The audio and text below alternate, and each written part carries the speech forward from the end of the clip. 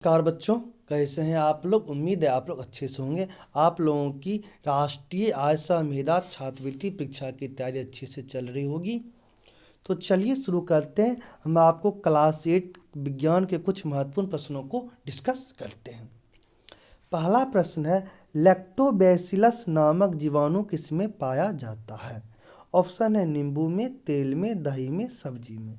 तो आपको पता ही है, दूध से दही बनाने में कौन जीवाणु काम आता है, लैक्टोबैसिलस। तो किसमें होगा, दही में लैक्टोबैसिलस नामक जीवाणु होगा। अगला प्रश्न है, चीनी को अल्कोहल में परिवर्तित करने वाला कौन सा प्रक्रम है। ऑप्शन है संदूषण, किण्वन, जीवाणु, कवक। तो चीनी को अल्कोहल में परिवर्तित करने वाला प्रक्रम है किण्वन। ध्यान रखेंगे, किण्वन। इस बार जो क्लास 8 के लिए सीवी रमन विज्ञान प्रतियोगिता परीक्षा हुआ था, इसमें भी ये प्रश्न पूछा गया था। तो यहाँ पे था कि चीनी से शराब बनाने में इस तरह का प्रश्न था। तो अल्कोहल भी एक तरह का शराब है।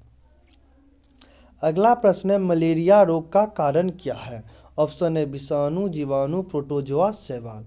तो देखिए, मलेरिया रोग का कारण है प्रोटोजोआ। मलेरिया रोग का कारण है प्रोटोजोआ या प्लाज्मोडियम नामक प्रोटोजोआ के कारण फैलता है। इसका वाहक मच्छर होता है। मच्छर काटने से मलेरिया नामक बीमारी होती है। अब देख ले, विषाणु से होने वाला बीमारी क्या क्या है, ध्यान रखेंगे। पोलियो, रेबीज कुत्ता काटने से होता है, वायरस यानी विषाणु कारण बीमारी होता है। विषाणु के कारण पोलियो, रेबीज, चेचक, हेपेटाइटिस, ये सभी रोग विषाणु के कारण होता है। जीवाणु से अगर बात करें तो जीवाणु से होने वाला रोग है आपको टाइफाइड हो गया, टिटनेस हो गया। टिटनेस को धनुष टंकार भी कहते हैं। आपका टीबी रोग भी जीवाणु के कारण ही होता है। अगला प्रश्न है, दलहनी पौधा के जड़ों में कौन सा जीवाणु रहता है। ऑप्शन है सूक्ष्मदर्शी, राइजोबियम, विषाणु, वायरस। तो दलहनी पौधा यानी दाल के पौधा के जड़ में राइजोबियम नामक जीवाणु होता है।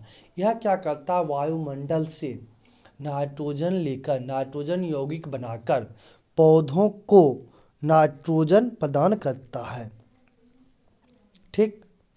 अगला प्रश्न है, देखिए, पोलियो रोग किसके कारण होता है। ऑप्शन है सूक्ष्मदर्शी, राइजोबियम, विषाणु, वायरस। तो पोलियो रोग किसके कारण होता है, तो अभी हम जस्ट आपको बताया है, पोलियो रोग विषाणु के कारण होता है, वायरस के कारण होता है। से कोरोना नामक बीमारी किससे होता है, जीवाणु विषाणु से। किससे, विषाणु वायरस से। अगला प्रश्न है, प्रत्येक अंग छोटे भागों से बना होता है, जिसे क्या कहा जाता है। प्रत्येक अंग छोटे भागों से बना होता है, जिसे क्या कहा जाता है। ऑप्शन है कोशिका, झिल्ली, उत्तक, इनमें से कोई नहीं। इसका सही आंसर होगा उत्तक। अब यहाँ पे आप प्रश्न सुनिए। सजीवों की संरचनात्मक और कार्यात्मक इकाई को कहते हैं कोशिका। बहुत सारे कोशिका मिलकर उत्तक का निर्माण करते हैं। बहुत सारे उत्तक मिलकर अंग का निर्माण करते हैं और अंग से शरीर तंत्र का निर्माण होता है। तो बहुत सारे कोशिका से क्या बनेगा, उत्तक। बहुत सारे उत्तक से क्या बनेगा, अंग। अंग से क्या बनेगा, शरीर। यहाँ प्रश्न भी आ गया है, सजीवों की संरचनात्मक और कार्यात्मक इकाई को क्या कहा जाता है। ऑप्शन है सूक्ष्मदर्शी, संरचनात्मक कोशिका, कोशिकांग। तो सजीवों की संरचनात्मक और कार्यात्मक इकाई को कोशिका कहते हैं। इसका सही आंसर होगा कोशिका। अगला प्रश्न है, सौर परिवार का सबसे बड़ा ग्रह कौन है। ऑप्शन है बुध, बृहस्पति, मंगल, शुक्र। सौर परिवार का सबसे बड़ा ग्रह बृहस्पति है। सौर परिवार का सबसे बड़ा ग्रह बृहस्पति है। सौर परिवार का सबसे छोटा ग्रह कौन है, हमें आप कमेंट करके बताएं। सौर परिवार का सबसे छोटा ग्रह कौन है। अगला प्रश्न है, क्षुद्र ग्रह किस कक्षाओं के बीच में पाया जाता है? ऑप्शन है मंगल और बृहस्पति, बी ऑप्शन शुक्र और बृहस्पति, सी ऑप्शन शनि और बृहस्पति, डी है इनमें से कोई नहीं। तो क्षुद्र ग्रह बच्चों मंगल और बृहस्पति ग्रह के बीच में पाया जाता है।